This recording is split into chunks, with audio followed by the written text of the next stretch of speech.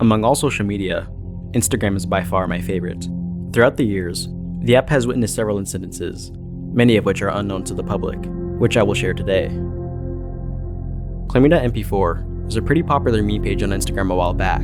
It consisted of her own style of memes, which became very hated amongst the Instagram community for being repetitive and underwhelming. She even had an inside joke about the hate with her community, with fans commenting on her posts. Clemy posted equals day ruined. One day, Clemy posted some messages that she was getting from a group of people threatening to dox her. They've claimed that they're outside of her apartment, with Clemy saying that they were, and that they even had a gun. A few days after the incident, another popular Instagram page named Pam Pam was doing a Q&A, and one of the questions asked Pam Pam what their opinion on Clemy was. Pam Pam stated that she stole some of their memes, but doesn't really mind her. When Clemy saw the story, she got very upset at Pam Pam, stating that he was adding more fuel to the fire for what had happened to her, even though what he said was very tame. Pymat7 on YouTube said that Clemy accused Pam Pam of being behind the doxing. Allegedly, people came to Clemy's apartment with guns and telling her to come outside and all this type stuff. And Clemy, in the heat of the moment, just went out of nowhere and said that it was Pam Pam that doxed her from the Discord. But yeah, I just had to clear that up.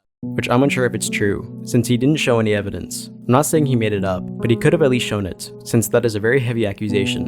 Clemy later apologized for her story, saying that it was in the heat of the moment, and apologized publicly to Pam Pam. She then posted how she moved into a new apartment after she was threatened. Many people had become skeptical of the whole situation, for many reasons. The reason why people were skeptical, there were no police reports made. Along with that, Clemy never posted video evidence, with some people claiming that she said to have, even blocking out their usernames of the people threatening her. One thing I could think of is that they may have posted her address, and she didn't want her followers to go on their account and see it. But as we go more into Clemy's story, it'd make you doubt that it was real. Then one day, tragedy struck. Our beloved Clemy was exposed to be a dude, pretending to be a girl for followers, after claiming to be a girl for several years. The way people found out was because on Twitter, Clemy was posting nude images of what people assumed was Clemy, though people figured out it was another woman, named Alana. Clemy bought Alana's OnlyFans, and posted them on Twitter to attract followers. After people found out, they informed Alana what was happening, and Alana became very upset after finding out what Clemy was doing. For those of you who don't already know, my identity has been stolen, and my OnlyFans content has been spread all over Twitter, and exposed to minors, at that without my consent, by this account, along with 3 Instagram accounts. If anyone has any information on how I can find the real person, or anything like that, please contact me. My DMs are open to anyone. Clemy responded to all the backlash, stating, "I'm done. I've deleted everything involving this whole lie. I know screenshots will float around, exposing me, and I can't control, nor want to control that. But I'm moving on from this. Again, if you ever shit, please delete it. I'm not saying this to cover myself up. What's done is done. There's no going back. I'm saying this because I've talked to her, and she feels horrible. And even though it's my fault, she doesn't deserve this shit any longer. I don't want y'all following in my footsteps." But Clemy posted memes about the situation, showing that he didn't really care.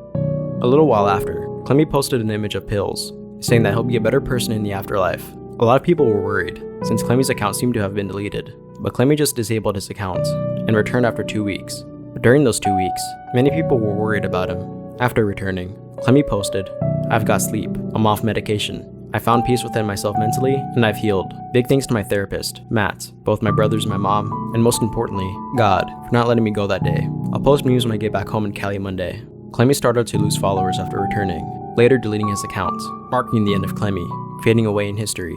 People claim that this is Clemy, seemingly wanting to move away from the name Clemy. I've interacted with this person a few times actually. "Repent for thy sins" has posted his self-harm for some years now, but began harming himself as a child due to mental health problems and his environment around him. The content of his posts contains him cutting himself with razor blades all around his body, taking the fat from his exposed wounds, showing the healing process of his wounds, as well as the collection of his skin, fat, and blood that he saves in his jars, along with posting just random gore, which he claims helps him. I remember someone commenting something sympathetic about a victim in a Gore video he posted. A few of his followers said, "Get off if you're sensitive." I replied with that there was nothing wrong with showing sympathy for these victims. He defended the person being sympathetic, saying that there's nothing wrong with being sympathetic, and it's a completely natural response. I hope this one doesn't take down my video. Alright, baby Ashley was born on February 17th, 2007, and created her Instagram account in March 2019, but didn't get popular until around 2019. She became popular because she posted herself in very revealing clothing at the age of 13. She became very controversial on the app, even having people protest against her to get her removed from Instagram, encouraging other users to report her accounts, many of them being CSA survivors themselves. In September 2020, she claimed to have been expelled from her school and taken to court for allegedly possessing CP of herself.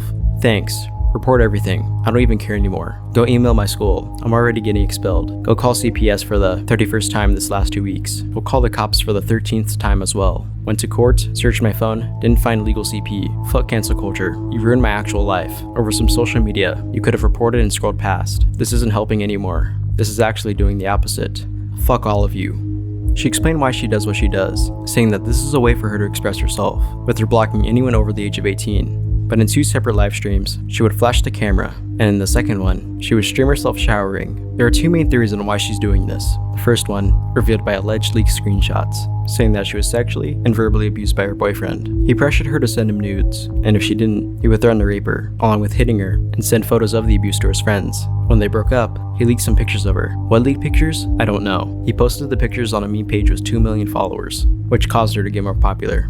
These screenshots were given to Wes's, and only Wes's. He even stated that these messages were possibly fabricated, since the account that sent it to him was deleted 2 days later. My opinion on this one is that wouldn't you think that this would be more documented, since 2 million people is not a small number? The second theory was that her mother encouraged her to do this, because she was on one of Ashley's live streams, talking about one of her outfits with her. I tried them on. I look like a farmer. Do you want to see any of them? Sure. They're way too big. No, they're really ugly.